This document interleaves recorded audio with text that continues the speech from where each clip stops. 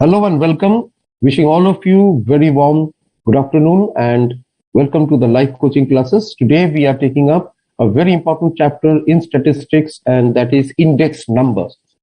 So let us look at the coverage of this session. First, we will understand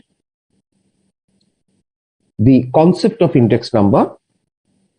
Index number has a very practical significance in economics and finance and in daily life, because we always talk about price index and consumer price index, inflation, stock exchange index, and so on. So it has a it's very common to hear the word index number. So we will understand the concept and then the two types of index number, that is price index and quantity index. Thereafter, we will touch upon the understanding of value index.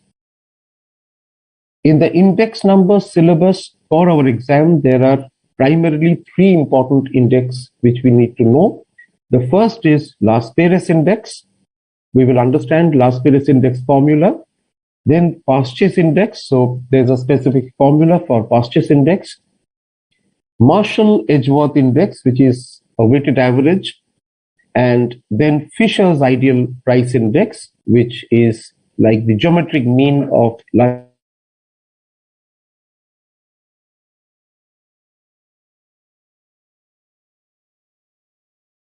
These are the important index number which we remember for our exam and the formula.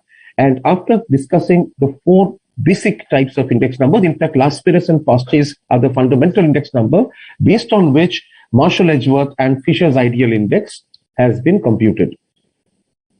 In the later part of the discussion, we will move into chain index and shifting of price index. Apart from that, we will also look at index number from the testing perspective. So test of adequacy, we will try to relate and understand which particular index number is the most suitable in terms of mathematical testing. So there we will understand what is meant by unit test, time reversal test, also known as TRT, time reversal test, factor reversal test, and circular test. Overall, we will find that Fisher's price index is the best possible index number. It's ideal and it is satisfying most of the mathematical requirements. At the end, we have benefits and limitations of index number, and then at the end, we will look at some of the questions and answers from the exercises.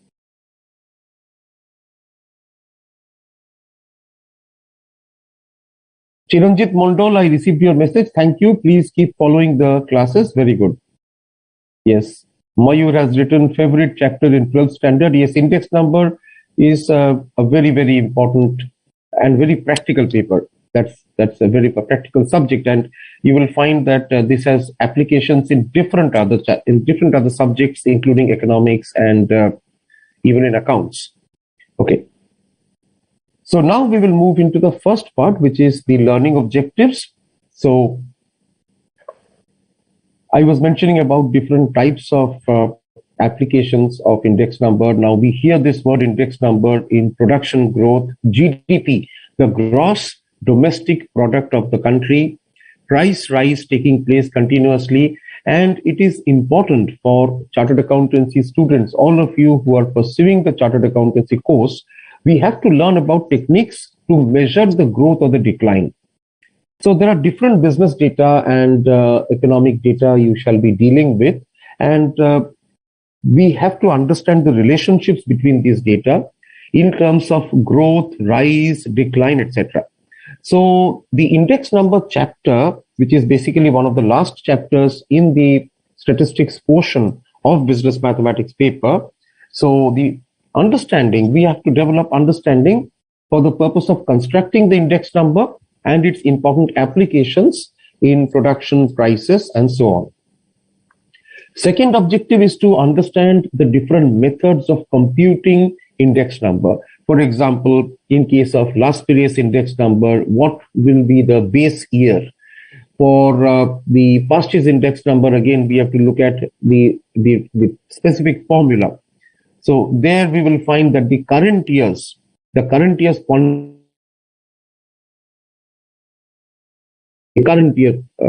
will be used as the weights. Similarly, when we look at Fisher's ideal index number, it's nothing but a geometric mean. So different methods of computing index number, and please note that arithmetic mean represents a set of values. Similarly, index number, as we are discussing, index number is used to represent a set of values over two or more different periods, time periods, right? So therefore, index number has a lot of application. In the slide, you can see an example. If wheat production has gone up to 110% of the previous year's production, and the cotton production has gone up to 105%, then it is possible to average the two percentages. So both are increasing. One is increasing at 110%, the other is increasing at the rate of 105% over the last year. So to average the two percentages, we can say that the set of these two items, wheat and cotton, on an average has increased by 107.5%. So this is again important to understand the different processes and the techniques by which we compute index number and the meaning of index number. So index number, we can easily visualize what is index number. It's a ratio of two or more time periods. So if I just write in this way, I'm just writing a simple example. Say the price of 1 liter of petrol. No, I'm taking say 2000 and now it is 2022. Say the price of 1 liter of petrol in 2000 was, say, let us assume it was say rupees 70, and in 2022, say it is 110. Okay, so now the index number, when we calculate the index number, so we can write the price index Pn is equal to 110 by 70 into 100.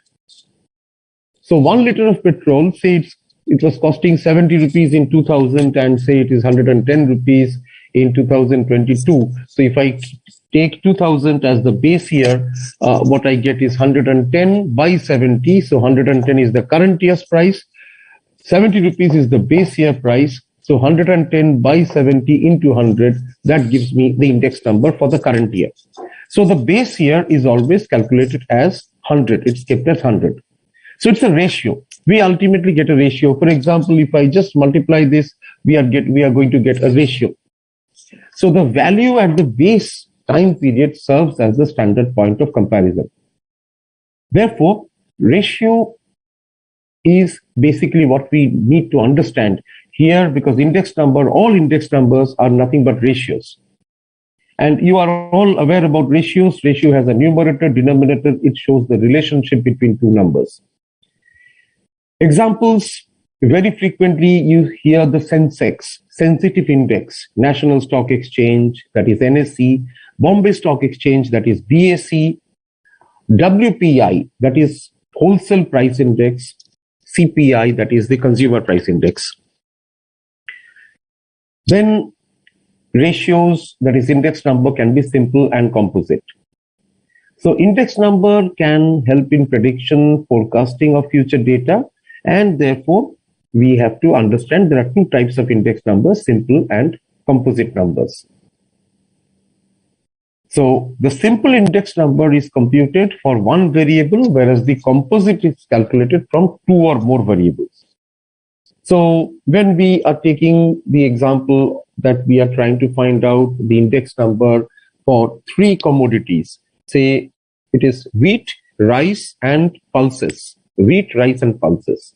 So when we are trying to understand the relationship in the price in terms of today's price for rice, pulses, and say wheat, and the base year price for 1 kg of rice, 1 kg of wheat, and 1 kg of pulses. So the relationship which we are getting is going to be a composite index number. Why? Because there are more than one variable. We are considering rice, wheat, and pulses.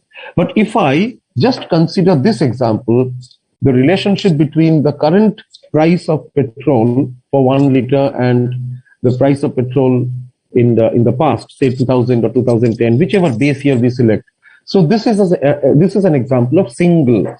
It's a single, basically a simple price index, because we are taking only one commodity. When we have more than one variable, two or more variables, it becomes composite.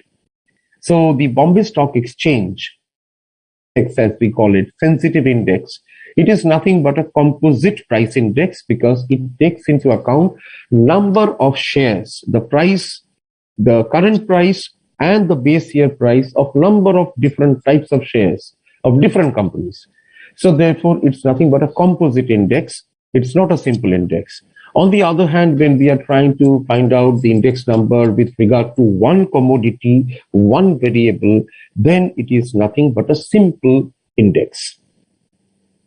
Now we have to understand the next point, which is base period. Base period is selected carefully because it is a point of reference. Like in this example, I had taken base period as the year 2000. So there are several factors to be considered when we are fixing the base period. So base period is nothing but the point of reference in comparing various data. So like, for example, the base period, sometimes even in taxation later on, you will understand, you will learn later on in income tax, you will learn about capital gains. In capital gains also, there is a very, very important idea which we use, and that is called indexation. So there again, you will find base period and you will get the index numbers. The Government of India, Ministry of Finance brings out the index numbers which are used specifically for taxation purposes. So base period selection is very important. Base year selection. First of all, the period should be normal. That means the base year should not be unstable. That means ideally 2020, if I think of 2020, this was the time when the COVID pandemic hit for the first time. So 2020, if I ask you, will it be good if I take 2020 as base year? What do you think? Will it be good if I take 2020 as base year? Now the point is 2020 base year. 2020 as a base year is not a good choice because in 2020, what happened was we had the COVID pandemic. Similarly, in this year, we are all witnessing the war which is going on between Russia and Ukraine. So if there is any type of extraordinary events like war, famine, any type of pandemic, then what happens is definitely you can say that it is not a good year. It is not at all appropriate to choose that particular year as base year. So the base year, please remember, should be such which is unstable, which is always stable. There is a relative stability, and there is no extraordinary or there is no type of the distortions in the form of war, famine, or any other type of disturbances. It should be free from disturbances. Also, it should be relatively recent. Why? Because if I am considering the price index calculation for this year, we should try to take the most recent year as the base year. So it could be 2015, for example, 2018, for example, a particular year where we did not have any fluctuations, there were no disturbances, no political disturbances, economic disturbances, famine, war, etc. And so these 2 points, I hope you are clear about these 2 points, which are used for finding out the base year. These 2 factors are considered to fix the base year for our purposes. Now we move to the weights. Now, it is necessary to point out that each variable involved in a composite index should have a reasonable influence on the index. So, take the case of consumer cost of living index. Now, if you think of a composite cost of living index where we are considering the prices of different commodities which we use in daily life. Now, in the cost of living index, you can have different type of products which we use in our daily life, food items, for example, wheat. You can have rice, pulses, vegetables, sugar, tea, for example, salt, oil, etc. But the point is, when we are computing the cost of living index, the weightage given to sugar should not be the same as the weightage given to the cereals. Why? Because we don't eat so much of sugar as we eat cereals, right? So therefore, we have to understand that cereals, the weightage given to cereal items, rice, wheat, pulses, vegetables, will be more than the weight we apportion, the weight which we give for sugar and salt. So selection of weight is very careful, because if the selection of the weight is wrong, then the computation of index number it will have mistakes. There will be errors, right? Very good. Okay, one question from Abdul. If war and pandemic didn't affect our country, can we take that year as base year? Yes. If there is no disturbance, no natural calamities, no man-made disasters, then we can definitely assume that particular year as a base year. Yeah, Bhumika, Manisha, Kushagra, Jyoti. Okay, Ajit Abo, yes, thank you. Very good comments. You have given the right answer to the question. Okay. Now, in the index number calculation, you will find a very important point, that is geometric mean is better than averaging relatives. But please note, most of the indices we shall be learning uses arithmetic mean. Why? Because arithmetic mean is easier to understand. So for our understanding purposes, arithmetic mean is an easier concept than geometric mean, and therefore arithmetic mean is used in calculating a wide variety of index numbers. Also, the choice of variables, like we have to decide whether it will be wholesale price or retail price. So you know that there are different levels of prices. So the manufacturer, when the manufacturing entity, the unit is manufacturing a product. So it is like the manufacturer's price. Manufacturer has a cost. Then he sells it to wholesalers. So we have a wholesale price. The wholesaler will sell it to the retailer. So then we get the retail price. So therefore, when we are considering the calculation of index numbers, that is price index specifically, then we have to consider whether to take the wholesale price or whether to go by the retail price. And it depends on the purpose. So you have the WPI, the wholesale price index, and you also have the consumer price index, which is more like the retail price. Also, the period to which such prices will be related is again subject to decision. Okay, so now let's look at the basics of index number. First of all, whatever we have recapitulated, let's take a quick recapitulation of the points. Index numbers are useful in expressing economic data, number one. Number two, index number is always written in the form of a ratio. It's a link between the prices or the quantities in two different years. And the year which is regarded as the base year, it should be a year which is relatively stable in nature, without any undue disturbance or any type of distraction, whether it's man-made or natural calamities. So it should be a period of a year where there is no such external or internal disturbances or distortions, and it should be stable. The base value always has an index number of 100 that we have learned, and the index number is expressed as the ratio of the base year and the current year. Please also note that index numbers will never have any units.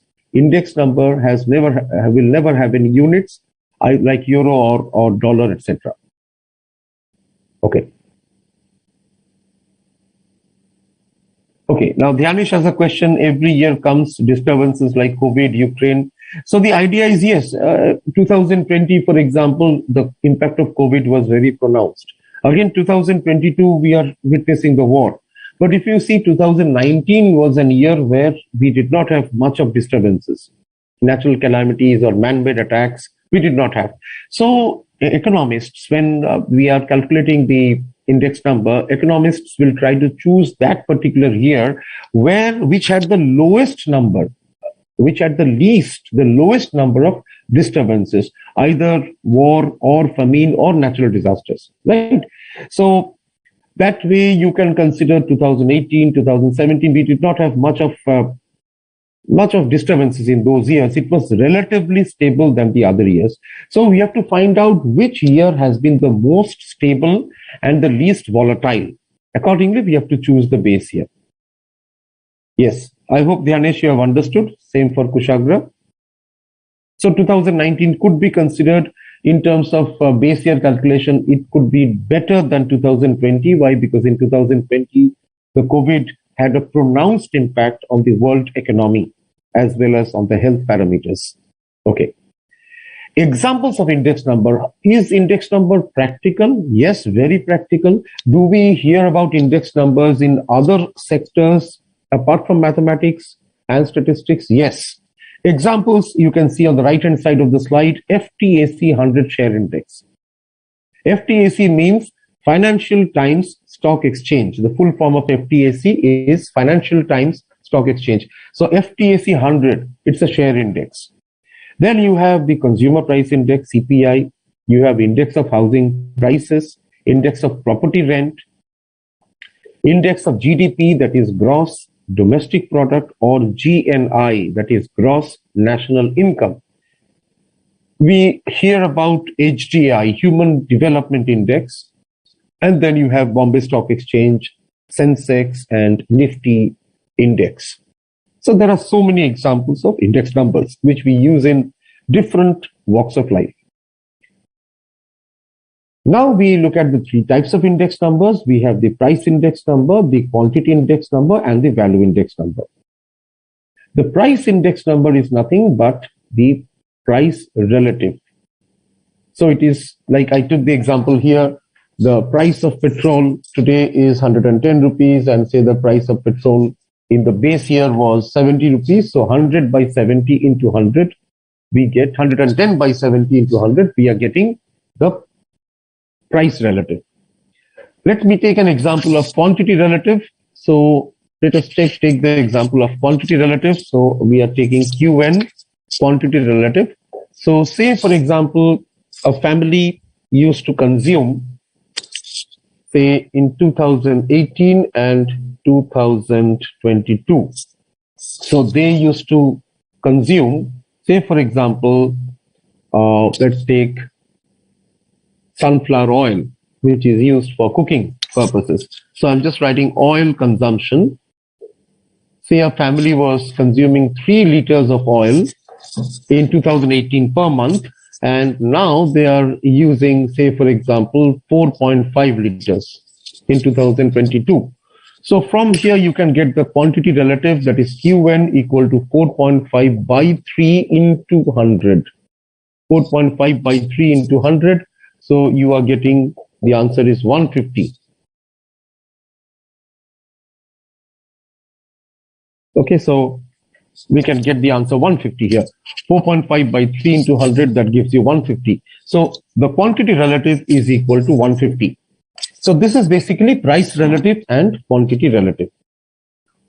Okay, now we come to another pictorial way of index number.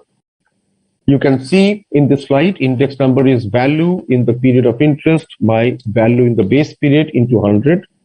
So the base period, you can understand, should be the price in the base year, and the base year we were discussing should be a year which did not have any fluctuations, which did not have, we did not have disturbances, much disturbances, natural calamities. So the prices were stable. All the prices were stable. Okay, so this is how we find the base year, and the value of the base year becomes the value of we call it the value in the base period. So we have to identify the base year, find out the value in the base year, and that will go to the denominator. Similarly, for quantity index, we can see the base year we selected is 2018. The quantity is 3 liters, so this comes to the denominator. Let us take this example on the slide, which you can see price of milk, say 1982, 1983, 84, and 85. So if 1982 price was 1 rupee, we are taking it as the base 100. So in 1983, when the price went to 1.25, we can calculate the base year. The base year is 100, 1982, 83, the price is 1.25. So we are calculating the index number 1.25 by 1 into 100. That means we are calculating the price in the current year, that is 1983, divided by the price in the base year, 1982 into 100. So we are getting the index number. So it's a very simple concept, at the same time a very useful and practical way to relate the prices in multiple periods or to relate the quantity consumed in multiple periods. Similarly, you can calculate 1984, the price is 1.5 and we can get the index number. 1985 also the price is given and you can get the index number. Now I'm adding one more value and you have to quickly calculate the index number and let me know what is your answer. So 1986, say in, let me take 1990. Say in 1990, the price of milk was 2.50. Then what is the index number for 1990?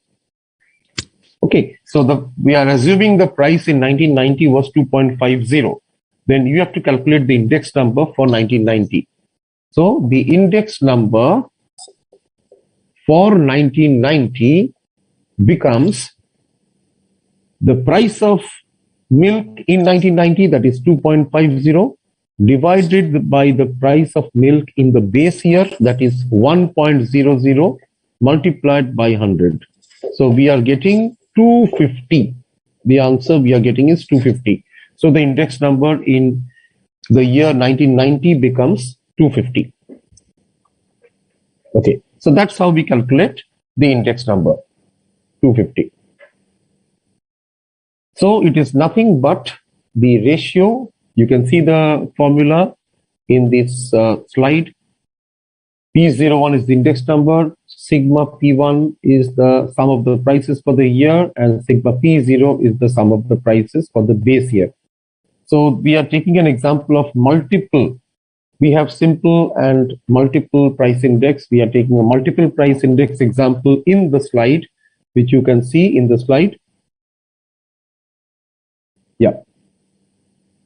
Yeah, 250%. Many of you have got it correct. Very good. Kushagra, Manisha, Bhumika, Hera, Hussein, Abdul, Ayushi. Okay, Ayushi. Okay, Ayushi, let me go once again back. Ayushi, this is the slide once again. Please try to understand. See, 1983, I'm taking one more example on this, on the board, on the whiteboard. We are taking one more example and I'm sure you will understand.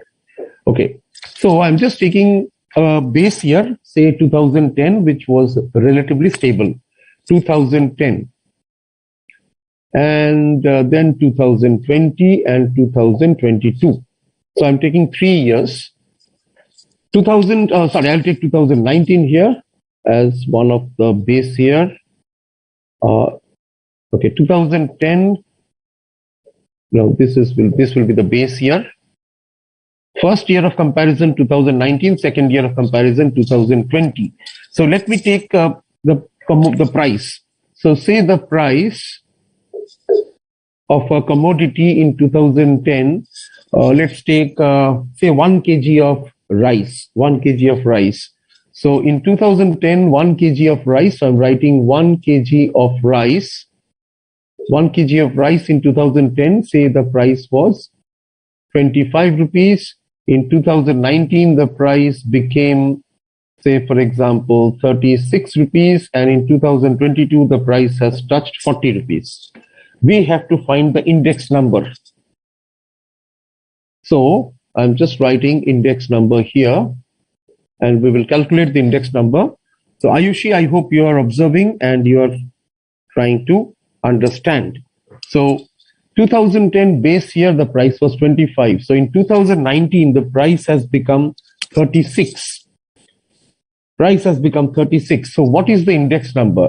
The index number will be the current year price, that is 36, divided by the base year price, that is 25, into 100. So I'm getting 24, 25 into 4 is 100. 36 into 4 is 144. So I'm getting the index number 144. So I hope Ayushi have understood this, how we are getting this one. The calculation of index number for 2019 is done. Now we proceed to the calculation of index number for 2022.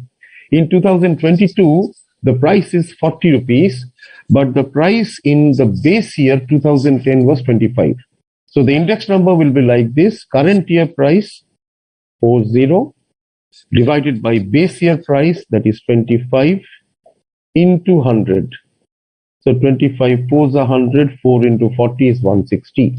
So I hope you can understand that now the index number for 2022 is 160. Okay, so this is how the table works. I hope, Ayushi, you have followed and understood. Yeah, Abdul has given the right answer. Also, Sarvesh, Jyoti, Bhumika, Dhyanesh, very good. Yes. Yes, Ayushi, thank you. So in this example again, this is a composite case. Okay. So if you look at the slide, you will get it's a composite case. So why it's a composite case? Because please note there are multiple commodities. Commodity A, B, C, and D. The price is given 10 rupees, 15 rupees, 40, and 25. Price in the current period is given 20, 25, 60, 90.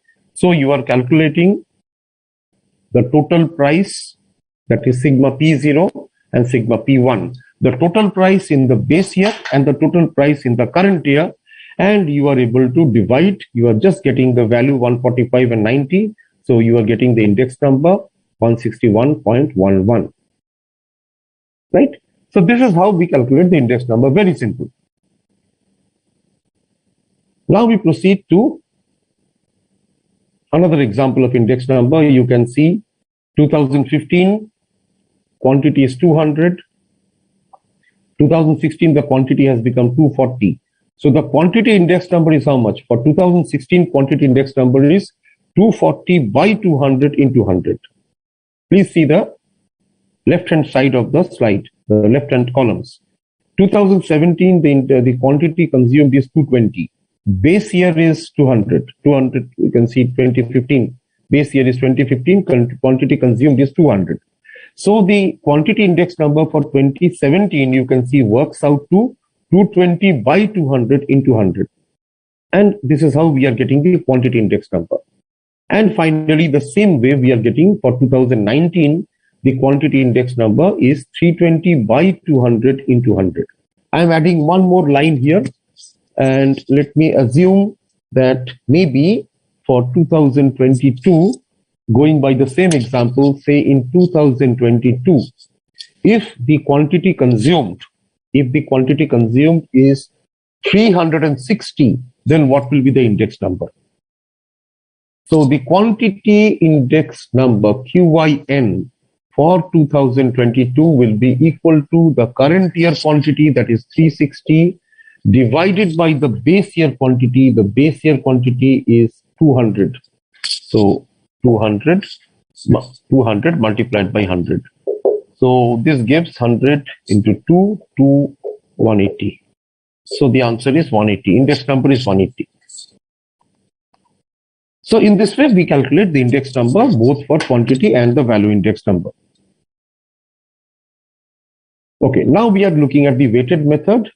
Weighted method. So up till now, we were taking simple methods because we were not having any weights. We were only taking the prices of different commodities. Yes. Yeah, 180. Many of you have got it.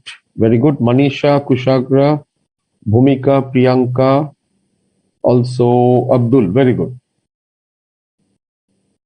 Yeah, good. Ankit also. Very good. Now in the weighted method, you see there are three weighted techniques, and we will go into the formula first. So last Pires index, purchase index, and we will look at the Fisher's ideal index. Last Pires index, what is happening? The base year quantity are used as weights. So let us write down. Let us just write down the purchase. First, we start with last Pires index. So I'll write L. Last Pires is a big name. I'll just write L. Okay, so L index. So here what is happening? So the point here is that the formula says that base year quantity are used as weights. Base year quantity. That means this will be sigma Pn. Pn is the price in the current year. Okay, so I'll write Pn base year. Q0 is base year divided by sigma P0 Q0 into 100. So this is last period index. Now we have purchase index. I'm writing P. Purchase index. The formula tells us in this index, current year quantities are used as weights. So the formula becomes sigma Pn Qn sigma P0 Qn into 100, where Pn is the price of the current year, P0 is the price of the base year, Qn is the quantity of the current year, and Q0 is the quantity of the base year. Then we have the Marshall-Edgeworth index. This uses the average of the base year and the current year. And we have the Fisher's ideal price index, most important, most ideal. That's why it's called ideal index, because it's the best possible measure in index number. So this is the geometric mean of last period index and the past year's index. So that is Fisher's index. So Fisher's index, we can write Fisher's index is basically square root last period index into past year's index. So please remember this simple formula. You will get simple questions in the exam. So maybe last period index is given to you, past year's index is given to you. You have to calculate the Fisher's ideal price index. So it is just geometric mean. So please note once again the formula. So P1Q0 by P0Q0, that means you can see here P1 means price of the current year. We have taken Pn here, price of the current year, Q0 divided by P0Q0. Purchase method, you can see these are so old. You can see the year in which these methods were devised. Lastpires devised this method in 1871. Purchase method came from the German statistician Paasche in 1874. So these are quite old, more than a century old, and this has been used in so many countries during all these years, and it has given wonderful results. So Paasche's method, again, we have seen Pn Qn, that is current year price into current year quantity divided by P0 Qn, that is current year quantity and base year price. Okay. Last period price index is given, past year's price index is given. Also, you can see the formula for the Marshall-Edgeworth price index and Fisher's ideal price index. As we see, it is nothing but the geometric mean between the last period index and past year's index. Right.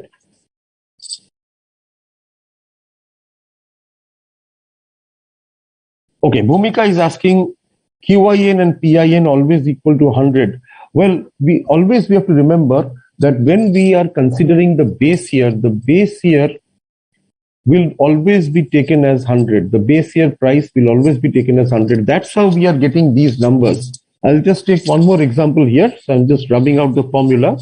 So we are always trying to convert the base year into 100. So this question came from Bhumika. So just to take this case, say for example, let me take a random, example. So just take the case of, let's take a car. Okay, let's take the price of a car. So I'm taking the year 2010 and say 2020, price of a car. So say an SUV, entry-level SUV car. Maybe in 2010, the price was say 6,50,000. And in 2020, the price has increased to 8 lakhs. Okay, so if I want to calculate this index, so 2010, I have to convert 2010 to 100. So please see the unitary method. So I am trying to find out the price index. Okay, price index. Current year price is 8 lakhs. and the base year price is 6,50,000. This is the ratio. This is the ratio. But I have to convert it. Why? Because the base year 6,50,000 has to always be set to 100. It has to be equated to 100. So using unitary method, you can easily understand that the price index for 2020, considering that the base year is 100, this will be equal to 8 lakh by 6,50,000 into 100. So let us just calculate how much that comes to. So we are just trying to calculate that 8 lakhs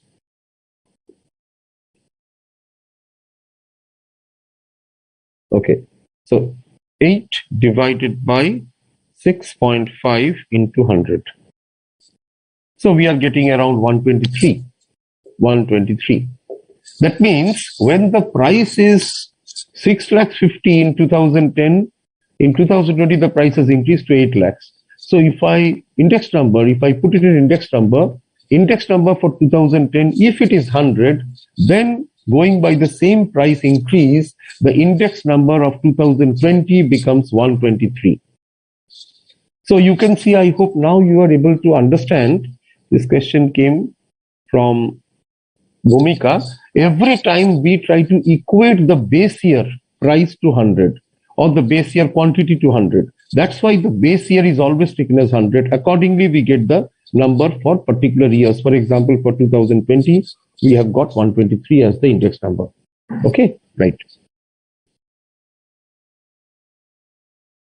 There's one question which has come from Chandan Patro. Can theory questions of index number come in the exam? Yes, Chandan. Kindly note that for this chapter, you can expect theory questions because there are a number of theory questions, theoretical concepts which we need to know.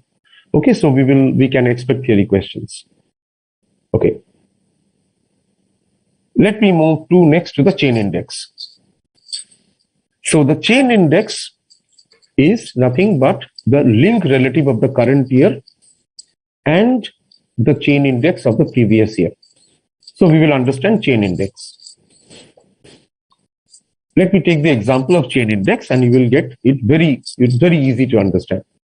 Please see this particular slide. You can see 1979 price is given 750. 1980 the price has become 500, 650 and so on. So we can find out the link relative for each of the years. What we are doing is 500 by 750 into 100. Then the next year link relative is 650 by 500 into 100. So we are connecting each of the years. Similarly, in the second column, you can observe the chain index number. The chain index number for the base year is taken as 100, right? And 1980, for example, you can see the link relative. The link relative is multiplied. The link relative is considered and then multiplied. So 66.67 into 100 by the base year 100. So we are getting 66.67. For the second year, 1981, the link relative is 130. So we are multiplying 130 into 66.67, which is the last year's link relative, by 100. We are getting 86.67. So this is called chain base index number. Fixed base index number, we can also see. Fixed base index number, you can see on the right hand side. So in case of fixed base index number, we can get 1979 is the base year. So we are able to get the same answer using the direct formula, and this is called link relative. Right. Yeah, many of you got it right. 123, Abdul, Priyanka, Ajitavo, Bhumika, very good. 1, 2, 3, yes. Also Ankit, very good. There is one question from Dhyanesh. Is it possible current year's index less than base year index? Yeah, it's possible. So let us take this example. Okay. So current year's index. Now, normally we always feel that the current year price is always greater than the base year price. Okay. But can the reverse be true? Let us take this example. So I'm taking the share price now. Okay, let us take the share price. So I am taking example. Okay, share. I'll take a composite index. Share price. Share price. I'm taking A, B, and C. Three companies. Let me take the prices. Let me take the prices in 2000. Let us take 2010, and I'm taking 2020. Okay, I'm taking 2020 for a particular reason. 2010, the price of share for company A was say 1600, company B was 750, and company C was say 3200. But in 2020, the share prices came down due to the pandemic. Okay, so therefore company A's share price came to 1000. Company B's from 750, the share price came down to 400, and company C from 3200, say it came down to 1500. So now we will try to find out sigma P0 and sigma P1. Sigma P0, the base year is 2010, right? And the current year is 2020. 2020 is the base year, I'm writing BY, base year. 2020 is current year, I'm writing CY. So BY and CY. Let me find out sigma P0. And then I will find out sigma P1. 1600 plus 3200 plus 750. Just let us add up and see what we get. So 1600 plus 3200 plus 750. So we are getting 5550. Now we calculate sigma P1. Sigma P1 we are getting 1400 or 2900. 2900. Just checking. Yes. So now the index sigma P0 is how much? Sigma P0 is 5550 and sigma P1 is 2900. Okay, I hope you are following. Now the index number. So the index number, the price index, I am writing PIN, is equal to current year price, that is 2900, divided by base year price, that is 5550 into 100. 2900 by 5550 into 100. How much it comes to? Let us calculate and check. So we are getting 290 divided by 550 into 100. So we are getting 52.72. Index number is 52.72. Yeah, very much possible. So this question had come, very intelligent question. The question came from Dhyanesh. Is it possible that current year's index is less than base year? Absolutely. I hope you can see the proof is in front of you. Mathematically, it is proved that the share price can always come down. Similarly, the price of commodities can reduce. So therefore, yes, we can have index numbers where the index number, the current year's index number is less than the base year. It's always possible.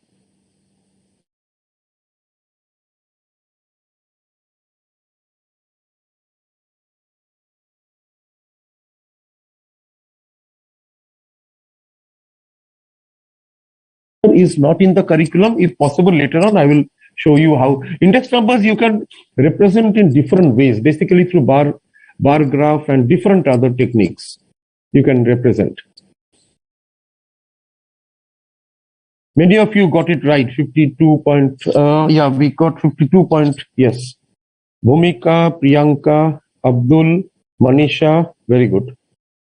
52.72, absolutely.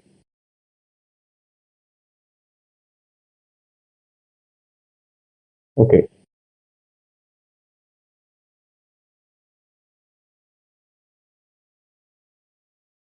Thank you, Ankit, for your comments. Good to know that you are understanding. Okay. Now we go to quantity index number. Price index we have understood. The ratio of the current year price divided by the ratio of the divided by the base year price. So price index is used in measuring the economic strength.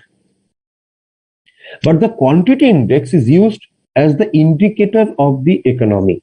That means the level of output of the economy. So, for example, you all know about export and import. Okay, so now for the economy, we need to understand the quantity index through exports. So say, for example, 2000 is the base year. We are taking 2000 as the base year. And we are assuming, say, the total exports, I'm writing EXP for exports, total exports of India, that means the export of different products and services from India to other parts of the world, to other countries of the world, say the total export was, say, 10,000 metric ton. Okay, it's for one particular commodity was, say, 10,000 metric ton. Now, 2010, okay, let's take instead of 10,000, I will take 40,000 metric tons. 2010, in 2010, the output, the total export of that commodity came down to 25,000 metric ton. In 2015, the exports again grew and it reached 32,000 metric ton. 2020, in 2020, due to the pandemic, exports came down sharply. So the export was only 8,000 metric ton. 2022, after recovery this year, say the exports have become 50,000 metric ton. Okay. Here, let me take 65,000. So this is the export. This is all in MT. MT means, you know, metric ton. So now I will try to calculate the QIN, quantity index number. QIN, quantity index number. So the quantity index number shows, it's nothing but an indicator of the level of the output in the economy. So here, what is the fundamental idea? The idea is changes in quantities. We are going to measure the changes in quantities. So let us look at the index number. 40,000, the first year we are taking index number is 100. Index number, quantity index number for 2010, just try to calculate. I am also working it out. 65,000 divided by 40,000 into 100. This will be the index number. This is, please note, this is QIN, quantity index. We have not taken any price. We have only taken the quantity, total export quantity of a particular commodity in specific number of years. Okay. So if I take the second year, that is 2010, and we have the current year, 2010's output is 65,000. 40,000 is the export of the base year. So 65 by 40 into 100. So let us take it and check how much we are getting. I'm getting 162.5. Okay, now in 2015, let us check. 2015, the value is 32,000 metric tons. Base year is 40,000. So the index number for 2015 is how much? 32,000 by 40,000 into 100. So we are getting 32 by 40 into 100. Let us check the answer. 32 divided by 40 into 100. So it is coming to 80. 2020 was very bad in terms of exports, only 8,000 metric tons. So the index number for 2020 is 8,000 by 40,000 into 100. That comes to 20. And the last is current years, 2020 to 2022. The exports have increased to 50,000. So we can calculate the quantity index number, 50,000 by 40,000 into 100. So 50,000 by 40,000 into 100 gives us 125. So now we can see the movement in the index numbers. And we were, one of our friend was asking, let me see the person who was asking this question. The question was, this one, Ankit Kumar Mishra, his question was index number, how to represent through graph. Now, if you look at this value which we have got, very interesting question. I am trying to explain this. So the value which we have obtained, 100 is the first value, then 162.5, then 80, then 20, then 125. So can we show it through a bar graph? Yes, I will try to show it. We have the values. I'm just keeping the values as it is, and I'm trying to show it through a bar graph. So in the bar graph, I will take x-axis as the year and the y-axis as the production. Okay, output. So, or you can just show it through. You don't have to write the output here because we can just show the index number. So 2000, the first year was 2010, 2015, 2020, 2022. So 2010 we are taking as 100%, that is 1. So we can take it as 100 here. So let it be, the index number is 100, 120, 140, 160. So, and less than 100 also. So it is, this is 50. So 2010, it was 100. So we plot this point. Next year, that is 2015, it reached 162.5. So 2015, 162.5, somewhere here. 2020, it came down to, say, 80. So third year, we are taking as 80. So let us take 80. 80 somewhere here. Okay. Then again, we had 20. So 20. And in the current year, say 125. So somewhere around here, 125. So now if you join this, you are getting a graph. So it can be a line diagram. It can be a bar also. If you want, you can draw a bar chart like this. First year, second year will be like this here. Third year again here this much. Fourth year this much. And fifth year is 125. So instead of here, 125 somewhere here. So fifth year graph will be like this. So the line diagram moves like this from here up to here, then comes down again, then goes up. So in this way, if you can show, once you find the index number calculation, you can show it in a graphical method as well. So it depends on how you represent the entire calculation. You can always show it in a graphical manner. One question has come from Bhumika: index numbers can be negative. Okay. Now, index numbers in general cannot be negative. Why? Because we are dealing with prices and quantities. Price cannot be negative and quantities cannot be negative. It is always a fraction. It's a positive fraction.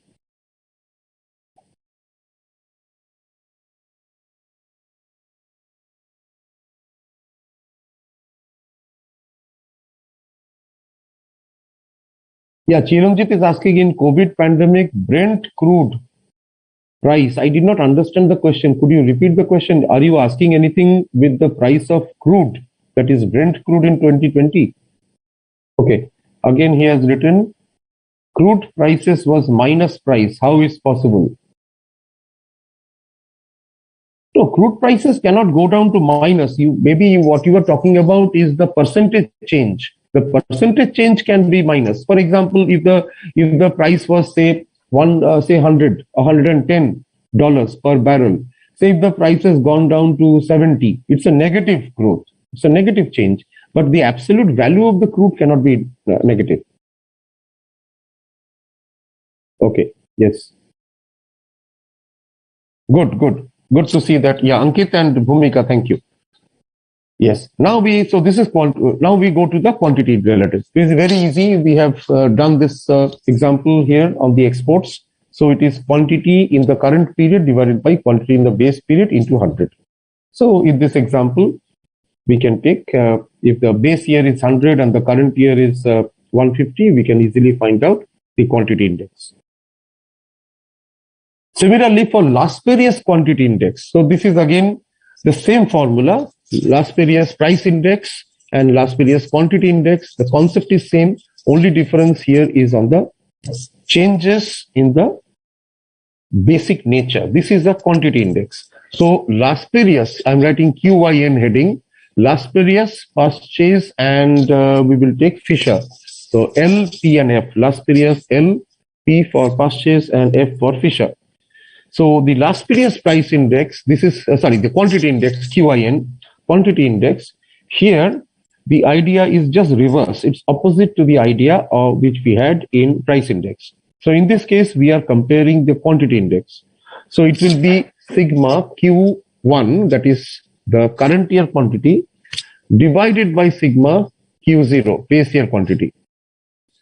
Now, Lasperius price index always considers the base year as the weight.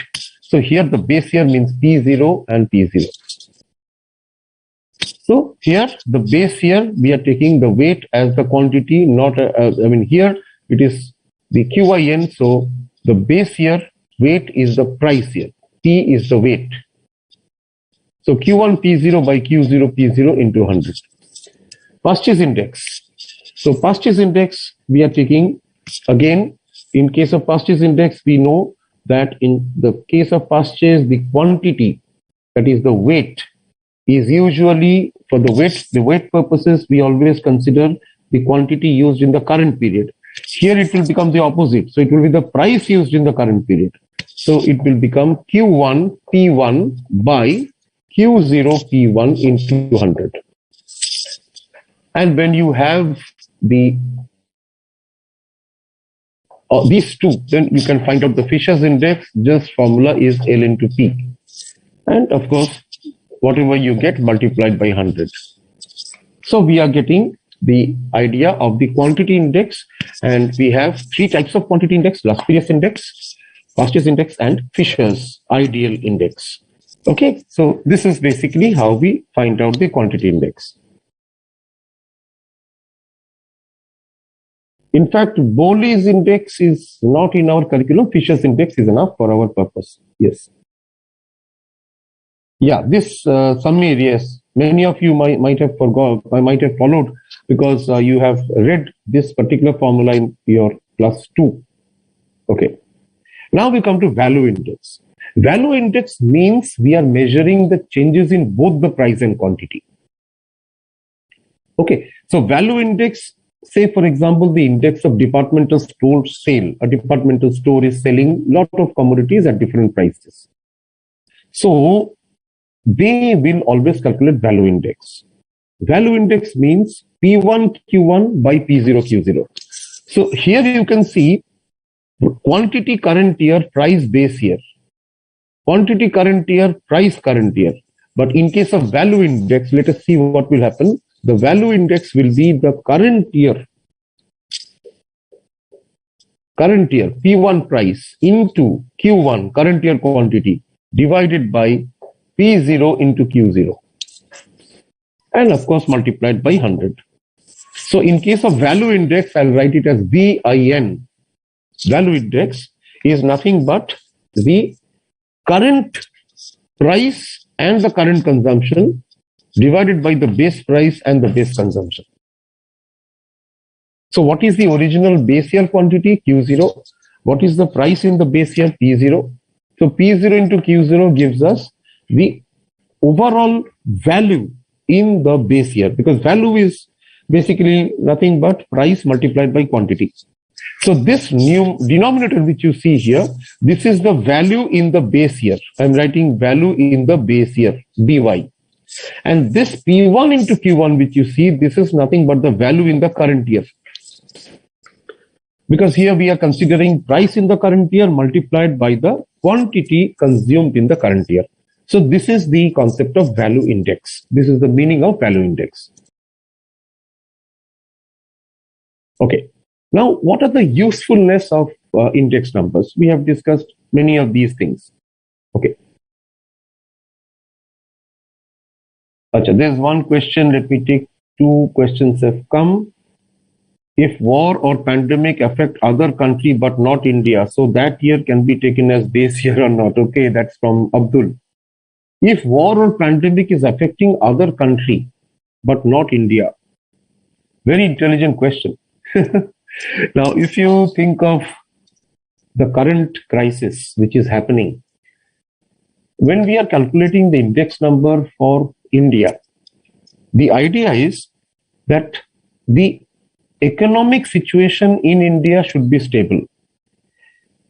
That means there should be no distortion, no disturbance, no natural calamity, because any natural calamity, any war, any famine will temper the prices. It will influence the prices unduly. So that is the intention. Now, Abdul has a question: if war or pandemic affects other country but not India. Now, Abdul, here I hope you are following and listening. If you see, say there is a war going on in Russia, the way things are continuing. Say we are assuming the current, we are visualizing the current crisis, Russia-Ukraine crisis. Now, even though a war is going on in Russia-Ukraine, till now, as on today, that is till 14th of March, 2022, specifically now, the time being exactly 6 minutes past 3 p.m. So till now, we can say there is not a significant impact on the prices in India. Yes, the share market has reacted downwards.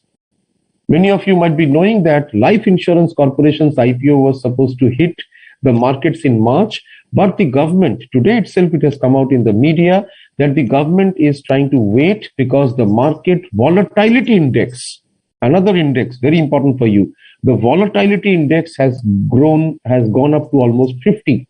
And the government is waiting till the time the volatility index comes down. So even though the war is taking place in Ukraine and not exactly in the Indian subcontinent, within the Asian subcontinent, but still there are some impact in the Indian markets, specifically when you consider the share market. But when we are thinking of the prices of daily of items which we consume daily, say food items, vegetable items, do we find a major change till now? No. So therefore, when economists are selecting the base year, they have to look at all the factors. Now, a war or a natural calamity may have hit other parts of the world, not in India, but they have to observe that even though the calamities have hit in other parts of the world, still, does it impact the Indian market? Has it created any difference in the sense in the Bombay Stock Exchange or in the interest rate or in the inflation in India? If yes, then that particular year should not be used as a base year for the calculation of index number from the Indian point of view, from India's point of view. But in usual scenario, what we find is if there is some sort of say some sort of war or famine or any other calamity taking place in other parts of the world, and maybe it's taking place in a country with which India has a lot of bilateral ties. For example, either India imports or exports to that country. What happens is, yes, a little bit of impact will take place on the Indian markets also. For example, if we are supposed to import, like you see, many countries were importing fuel, crude from Russia. Now, in view of the fight, the war which is going on, they severed their links with Russia. For example, it happened with US. Now, the moment US said that we are not going to import fuel that is crude from Russia, what happens? The supply goes down. When the supply goes down, price goes up because demand is same. The demand for fuel in US is same. So when the supply gets hit because they are not going to import fuel from Russia, what will happen to the price? You have learned in economics, the price will shoot up. So even though the war is taking place in Russia and not in US, in spite of that, the price of fuel in US has gone up.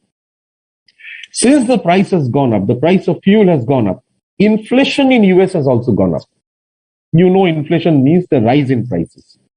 So this is a very interesting question. That's why I was responding and explaining this point that there may be war in other parts of the world, but if India has bilateral trade relationship with that country and the famine or the war has taken place in that country, yes, some of the impact will flow into our country as well, and it might disturb, it might destabilize the prices in the Indian markets as well, right?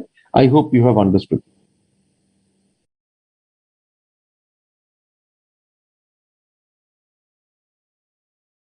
Okay.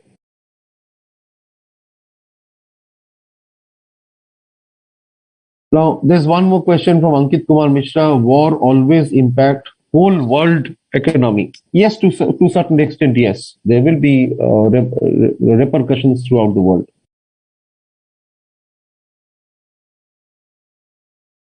Yeah, Priyanka has written supply of fuel oil from Russia and supply of sunflower oil from Ukraine to India has been affected. Absolutely, and there will be a rise. There can be a rise in these prices because if the supply is hit, ultimately the demand for sunflower oil and the demand for fuel remains the same. We cannot. These are basically inelastic. So we will not be able to cut down on our use of petrol and diesel overnight. Not possible. So these are inelastic. So therefore, there will be some impact. Right. Now we come to usefulness. First of all, framing the suitable policies and in economies and business. That is the first thing we were discussing. They provide guidelines to take for taking decisions in, especially in research, even in social quotient calculation, intelligence quotient calculation, and in different types of business analysis. Index numbers are used. Second is when the Ministry of Finance, for example, the Reserve Bank of India, they are calculating inflation, they will always use index numbers. The Ministry of Finance and the Reserve Bank of India, which operates under the Ministry of Finance, they continuously consider, they go on calculating the index numbers, consumer price index, wholesale price index, to find out the movement in the index numbers. From there, they can understand whether it's becoming inflationary or it is sort of a hyperinflation, very high inflation, or it's a deflation. So index numbers are used in forecasting future economic activity, and you will find that index numbers are used in time series analysis as well to understand the seasonal variations and the cyclical developments in the entire time series analysis part. And index numbers are used in deflating, that is transforming nominal figures into real figures. Plus cost of living index changes. Now cost of living index measures the changes in the cost of living over a period. So if I give you an example here, now say, I'm just taking a simple example, say you are from Bhubaneswar, you are based out of Bhubaneswar, you are now, I'm just taking an example, say you are moving from Bhubaneswar.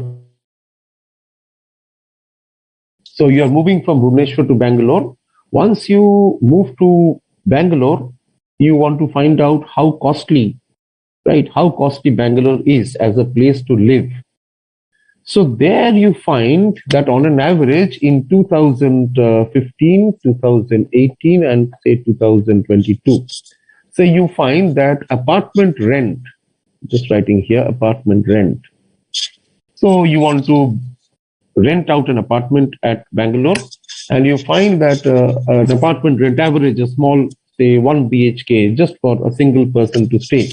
So say the apartment rent in 2015 was say 15,000, and 2018 it increased to 17,500. 2022 it has become 23,000. So now you can find out the cost of living index, CLI, cost of living index, assuming 2015 as the base year, assuming this as BY, base year, you can find out the way in which the index number has increased.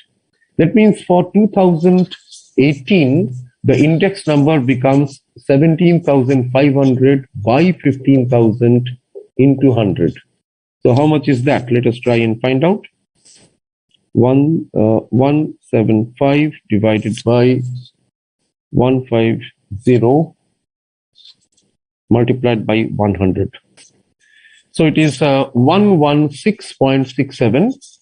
And in 2022, let us find out the index number. So it comes to 230 divided by 150 into 100. 153. So this is 23,000 by 15,000 into 100. So the index number is 153.67. 153.34. So now you can see the index number is increased from 100, okay, 100 is here, to 116. So say 116 is here in a span of 3 years. So from here to here, I'm just drawing the line. But in the next 3 years, from the next 3 years, 2018 to 2022. So it's a force, we'll take, let it be 2021.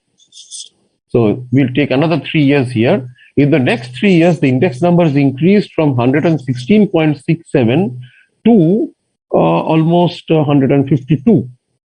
So 153, sorry, 153.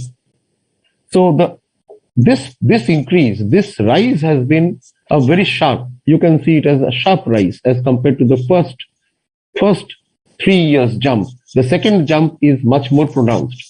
So therefore, we can conclude by saying that the cost of living index in Bangalore has increased tremendously between 2018 and 2021. So it has registered a sharp increase. So cost of living index definitely is based on the way we calculated the living space in Bangalore. What is the cost of living in Bangalore? Just to give an example. Similarly, if you can carry out the cost of living in this way for every city in India, then you can find out the composite cost of living index. Basically, I'm talking about housing, only housing. Now, if you think that, okay, apart from the housing, apart from the rent which I'm paying, I will also calculate the living cost in Bangalore, transportation, eating, dining cost, other miscellaneous items, plus the rent which I'm paying. If you calculate that, that will give you a sort of cost of living. Here, the CLI is basically only on the housing part. So in this way, we can find out, systematically, we can find out how costly a city is and how is the cost of living increasing in different cities. For example, the cost of living, the cost of living in Bangalore, Pune, Chennai, Mumbai, Gurgaon, these have gone up. Compared to that, the cost of living in Kolkata, in Guwahati, perhaps has not increased to that extent. So this index number provides us with a comparison, and something like cost of living index, housing development index, wholesale price index, we can calculate the performance and the price increase in different parts of India, also different parts of the world. And this is how you might have seen that Tokyo is one of the costliest city to live. How does the calculation take place? The calculation takes place just like this. So you know that in India also sometimes you read in media that, okay, Mumbai is the costliest place to live in. Mumbai has registered the sharpest increase in the price of housing. How do they know sharpest? Through the index number, right? So this index number is very, very practical, and that's how we do it. That's why we calculate all these things. Yes, education expenses. Muhammad Ali has talked about education. Yes, education expenses. Yes. Now, you might be knowing that many students, Indian students who are coming back from Ukraine. Now, why did they go to Ukraine to study? Most of them are there. If I'm not wrong, they have been studying medicine. They wanted to become doctors. Why have they gone to Ukraine? Probably the cost of education in Ukraine maybe is on the lower side. That's why they have gone. So therefore, the cost of living, just as we were discussing about cost of living index, the cost of education is a primary requirement today. Higher education, all of you are now part of higher education. You are going for a professional course. So the cost of pursuing a particular course in different parts of the world, definitely the calculation can be carried out through index numbers. Okay, so very, very important. Now, just as the positive side, there are some limitations of index numbers. Now, index numbers, you can see, is calculated based on samples, based on figure which is obtained from different surveys. So there can be chances of error which can take place. If the input data is wrong, the output data will also be wrong. Okay, so therefore there can be a chance of error. This is first point. You can get a question, MCQ also on this, that one of the limitations of index number is which one out of the following? So you can get an option like this, that chance of error is high in index number. Yes, there can be a chance of errors. Similarly, index number is based on some selected items. They simply depict the broad trend and not the real picture. For example, here I was talking only about housing, because housing is a part of cost of living. When you are asking a question to a person that what is your monthly cost of living, a large part of it will be on account of housing. But there, in this example, if you see, we have considered only the housing part, not the other part. So it is not depicting the broader trend. Now, if I add, along with housing, if I add fooding expenses, laundry charges, okay, transportation cost, eating out, other types of miscellaneous cost, your cost of internet, which you are going to use, you have to pay for the broadband, your entertainment cost, maybe you'll be enjoying with your friends in the weekend.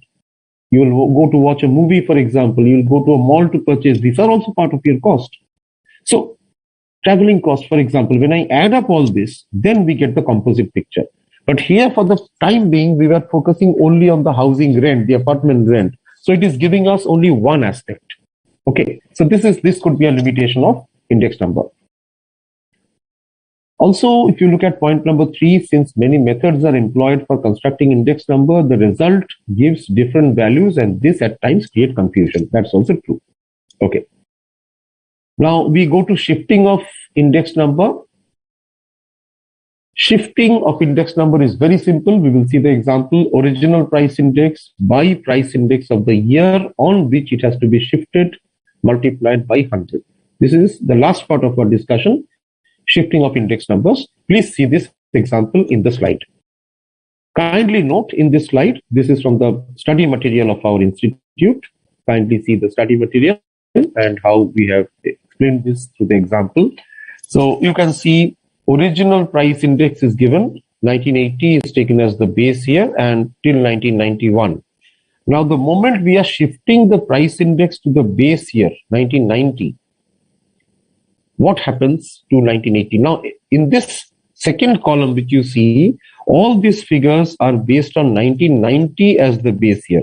You can see now 1990 has become the base year. So in this situation, what will be the shifting? How the shifting takes place? So let me just do the first calculation, you will understand. So original base year was 1980. The value was 100. 1990, the original index number was 140. Okay, so the moment shifting has taken place, so I'm writing shift. The moment shifting has taken place, now the index number for 1980 becomes 100 by 140 into 100. Let us calculate this and check what it comes to. 100 into 100 divided by 140.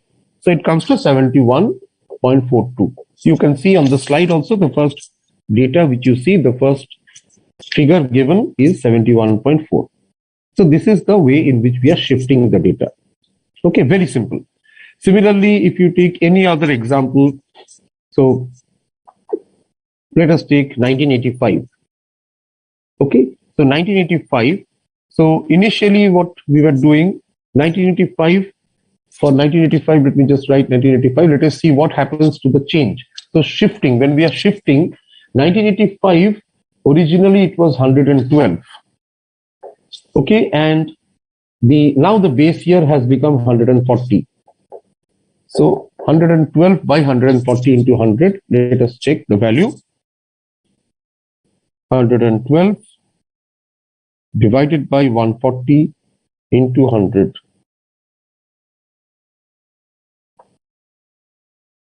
So we are getting 80. Okay. So in this way, we are doing the shifting of the price index.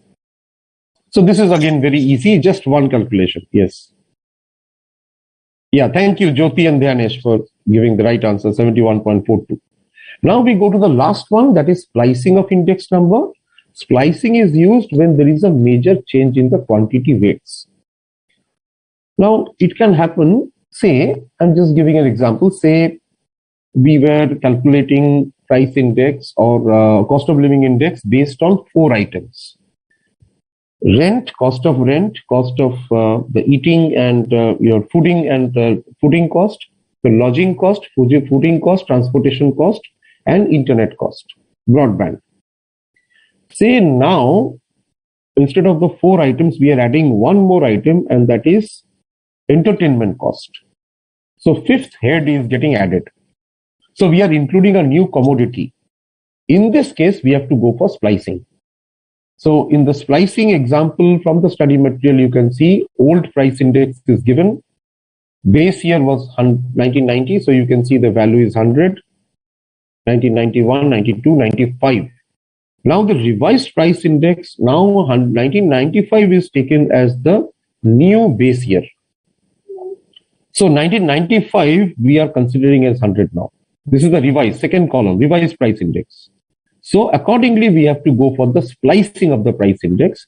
And if 1995 becomes 100, then what we have to do is we have to find out the index of the other years.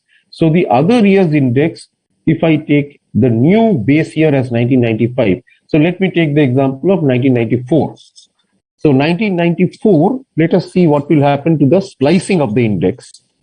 So shifting of the index we have done, and now we are going for the splicing of the index. I'm taking the example of 1994. 1994, the index number was 111.9. 1995, the index number was 114.2. Now there is a splicing of the index.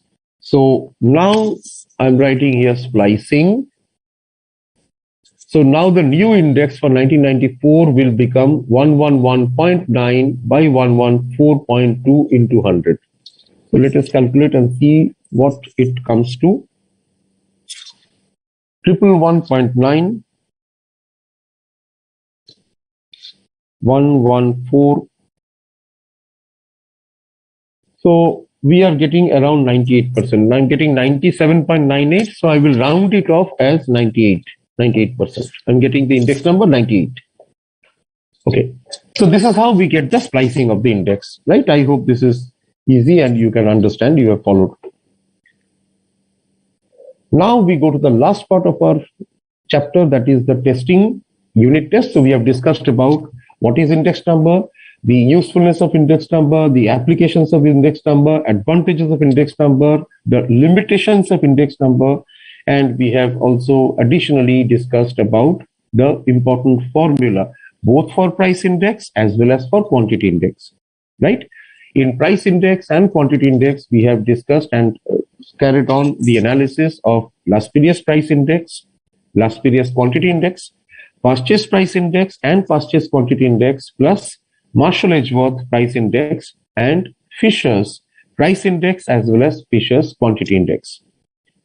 Now we are taking up the last part, unit test and the TRT, time reversal test.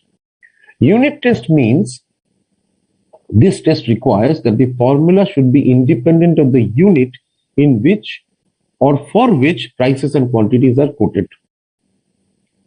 So this is only possible when, except for the simple aggregative index, all other formula will satisfy this test. So this is called the unit test. Next is very, very important, that is TRT, time reversal test. Time reversal test, please note that this is a test to find out whether a given method will work both ways in time. That means when we are moving forward and backward. So that means like when we are calculating the price index P01 and P10. So going forward and backward. P01 is going forward, P10 is going back. So the test provides that the formula to be used for calculating the index number should be such that when we are multiplying P01 into P10, it should give us 1. It should be equal to 1. Now this is only possible, we will see, in case of Fisher's index. So P01 into P10 should be equal to 1. This is only possible in case of Fisher's ideal index. Last period's method and past year's method will not show this particular principle. It does not pass the time reversal test. This is a very critical question for your exams. Kindly remember, that time reversal test, only Fisher's ideal index number satisfies this test. Last Pires method and past chase method do not satisfy the time reversal test. Very, very important for your exams. Now, let us take the case when P01 and P10, when P01 is and multiplied by P10 is not equal to 1, then we say that there is a time bias in the method. We always say there is a time bias in the method. Okay, so P01 into P10, this is called the time reversal test. So I'm just writing here, let me rub up the splicing part. So time reversal test, TRT, we have to remember P01 into P10 should be equal to 1. This is the time reversal test, only satisfied by Fisher's index. No other index satisfies the time reversal test. If P01 into P10 is not equal to 1, then we say there is a time bias. We will call it a time biased method, right? So please remember, this is time biased method. Okay, Priyanka, thank you. You have said splicing is clear. Thank you. Also, Jyoti, Dhyanesh, Mayur, thanks for the calculations. Yes. Past chase index, if we calculate time reversal test, well, it will not give us, it will not be equal to 1. So if you just try it out, you will see it is not equal to 1. There is a time bias. Next is if you take, so in the same, another explanation of time reversal test, according to the test, if considering any year as a base year, some other year's price index is computed, time subscripts are reversed. So the subscripts which you see here, P10, 10 is the subscript and 01 again is a subscript. So P01 into P10 should be equal to 1. That is the time reversal test. If that does not take place, then we will call it a time biased case. So past chase index is not satisfying the time reversal test. Let us look at last Pires index. Well, last Pires index is also not satisfying the time reversal test. You can see the formula. Last Pires index, we have P1Q0 divided by P0Q0. This is for P01. And when we are going back, that is P10, it will become P0Q1. That means the current year's quantity is now the weight, and P0, that is the base year, is now taken as the current year price divided by P1. So if you multiply, we are not getting 1. So both last Pires index and past chase index, neither of them is satisfying the time reversal test. So the only formula which is possible, which is possibly going to satisfy this test, is the ideal index, and that is Fisher's ideal index. In case of Fisher's ideal index, you can see how we have calculated, changing the time from 0 to 1 and from 1 to 0. So P01 we have calculated and P10 we have calculated, and if you multiply, you can see they are getting cancelled out. So we are getting answer equal to 1. Therefore, Fisher's ideal index will satisfy the time reversal test. This is a very important question which often comes in the exam, and sometimes, you might get, as I said, you may get theory questions in the index number chapter. So please try to remember that only Fisher's ideal index is satisfying the time reversal test. Now we go to the last two, factor reversal test. Factor reversal test means the product of the price index and the quantity index should be equal to the value index. So we know, if I just write here the factor reversal test, also called FRT. So the FRT means the price index, that is PIN, multiplied by QIN should give you the VIN, that is value index. And value index, is sigma PNQN by sigma P0Q0. So this is called factor reversal test. Please see the interesting part. Time reversal test is basically linked with only the price index. So we are actually looking at the reversing the time trend, P01 and P10. In the case of the factor reversal test, we are not bothered about the time. We are interested to know the product of the price index and the quantity index and whether the product equals to the corresponding value index. Here again, if you calculate, you will find that only the Fisher's ideal index satisfies the factor reversal test. So when the product of the price index and the quantity index is calculated, you will find that it will give us only for Fisher's index, we will get the value index. Otherwise, the other two index numbers, that is last period index and past year's index, will not satisfy factor reversal test. Okay. Yes, Ankit, Ankit has said time reversal test is easy. Yeah, absolutely. 0, 1 into 1, 1, 0 should be equal to 1. It's easy. Now, why it is called ideal index number? You can see because Fisher's index number satisfies both time reversal and factor reversal. So it is called ideal index number. The last one is with regard to the circular test. So it is concerned with the measurement of price changes over a number of years and when it is desirable to shift the base. So an example I have given here from the study material, if the 1970 index with the base 1965 is 200 and the 1965 index with the base 1960 is 150, then the index 1970 on base 1960 will be 300. So how we are getting it? This is circular test. So let us just compute this circular test. Fine. 1970 index. 1965. I'll write here. 1965, 1970. And you also have 1960. 1970 index with the base 1965 is 200. 1970 is 200 with the base 1965 as 100. And 1965 index with base 1960 is 150. So 1965 is 150 with the base 1960 as 100. Okay. So first relation you can see is between 1965 and 1970. When 1965 base is 100, 1970's index number is 200. The second column is the relation between 1960 and 65. When 1960 has the base 100, 1965 has the base 150. So the circular test, we have to shift the base. So if the question now comes, what is the value of index number of 1970 with respect to 1960?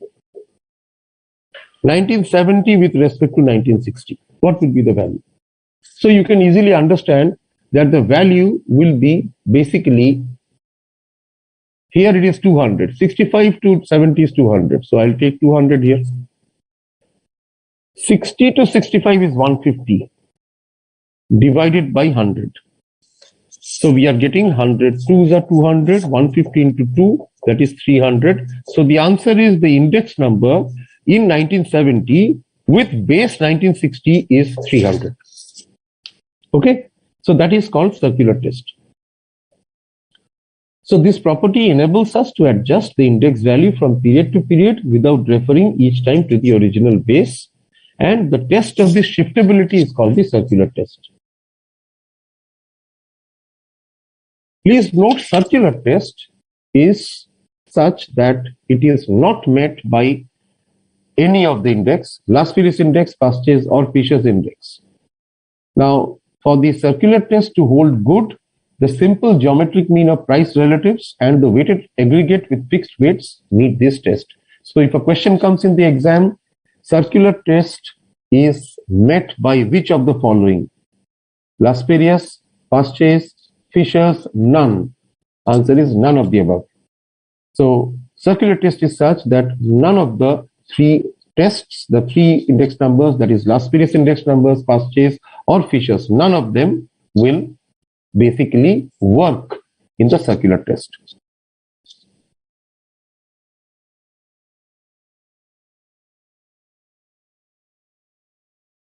Yeah, Ankit, we are taking 0, 1 and 1, 0 basically to see whether the index number moves back in time and ultimately we get the product of 1, right?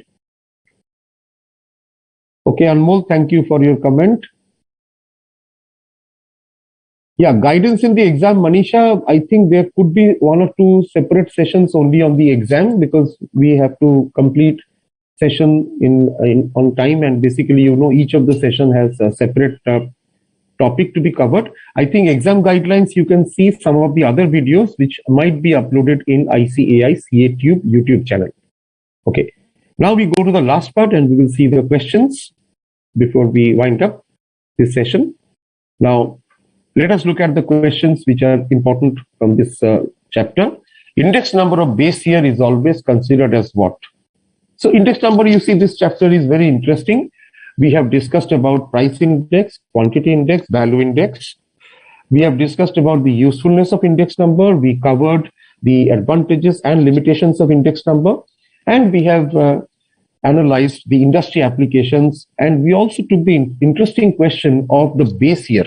Why the base year has to be selected in such a way that the base year should be stable. The base year must not have any disturbance, either natural calamity or man-made disasters like war.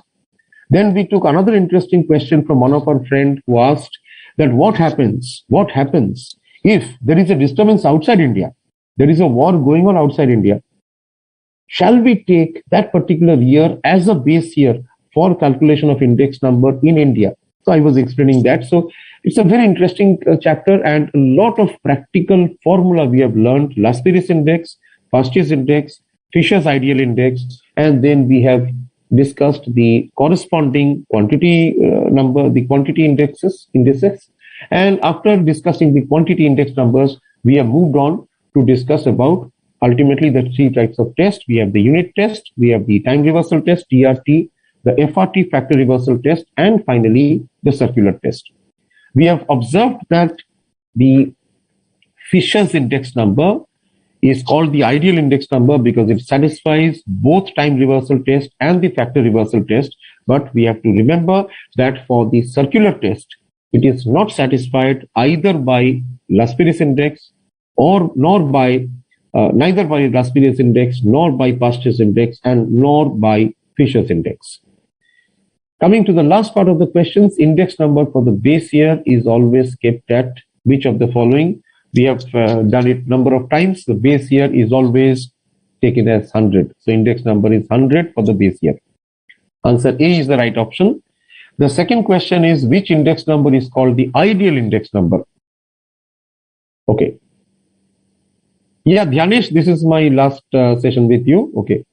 So which index number is called the ideal index number? Yes, it is the last. Is it the Lasperius? Is it Pasteu's? Is it Fisher, or is it none? So we have referred to the Fisher. Fisher's is the best index number out of the 3 which we have studied because it is the ideal one, and it's because mathematically it's the geometric mean of Lasperius and Pasteu's. So it satisfies most of the property requirements. The third question, index number is also known as what? Economic barometer, constant parameter, or none of the above? Well, index number is an economic barometer. We were discussing about exports, GDP growth. We discussed about the wholesale price index, housing development index, the stock exchange index. So it's an economic barometer. Fourth question, in Lasperius price index, weight is considered as what? In Lasperius price index, you may remember the weight is the quantity in the base year. Okay, so in Lasperius price index, we remember that it was sigma Pn by Q0. So it is quantity in the base year. The next lot of questions, number 5, Fisher's price index number is dash. So let's see the alternatives. A, arithmetic mean of Lasperius and Pasteu's. Geometric mean, difference, or none of the above? Well, it is option number B. It is the geometric mean. Number 6, index numbers can be used for. So you can see so many important theory questions are there from this chapter. Index numbers can be used for what? Forecasting, fixed price, constant price, none. Well, index numbers can be used for basically you look at the property of index number, it is used for forecasting. The intention is to look at the trend in the changes in the numbers, in the prices, quantities, and predict the future, forecast the future. So it's absolutely forecasting. Okay, this is a practical question. Last previous index is 110, past year's index is 108. What is Fisher's ideal index equal to? So as we have seen that Fisher's ideal index will be the square root. So it is 110 into 108 square root multiplied by 100. If you work it out, I think you will be getting 109. So answer is 109. Question number 7, the answer is 109. Yes, many of you are answering it correctly. Bhumika, Sarvesh, Ankit, Priyanka, Jyoti. Excellent. Very good. Which of the following formula satisfies the time reversal test? So you can see we have just completed this, and very important question from the exam perspective. Time reversal test is only satisfied by Fisher's. So option B is the right answer. Past year's price index number is also called, 9th question, base year weighted, current year weighted, consumer price index, or none of the above. Past year's price index number, we have noted that it is equal to sigma P and Qn. Qn means it is the current year's weighted. So option B is the right answer. The 10th question, while computing a weighted index, the current period quantities are used in the what? Current period quantities. Marshall Edgeworth, Fisher's, past year's, or none. Answer is past year's index. Now coming to few MCQs. More MCQs. Number 11, a series of numerical figures which shows the relative position. Relative position, yes, it is index number. 12th question, index number for the base period is always taken as, of course, it's 100. 12th question, 12D is the right answer. Okay, next is dash play a very important part in the construction of index numbers. Well, we have seen index numbers, the most important point is weight, whether to use the current year weight, whether to use the base year weight, whether to take the average of the current year and the base year consumption. So weights is very important. Next question, dash is particularly suitable for the construction of index numbers. Well, geometric mean is very useful.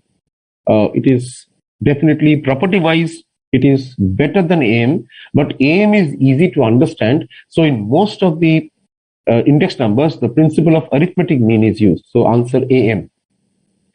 Answer will be AM, option B. Index numbers show dash changes rather than absolute amounts of change. Well, it will show the relative changes as we have seen so far. It's nothing but the relative changes. Okay, the last few questions we are taking up. Cost of living at two different cities can be compared with the help of what? This is 19th question. Value index, consumer price index, volume index, or unweighted index.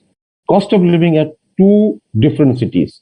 Well, this is the consumer price index because consumer price index includes the cost of living. Basically, it means cost of living at two index means the prices we are paying, the total expenses we are incurring to live in that particular city.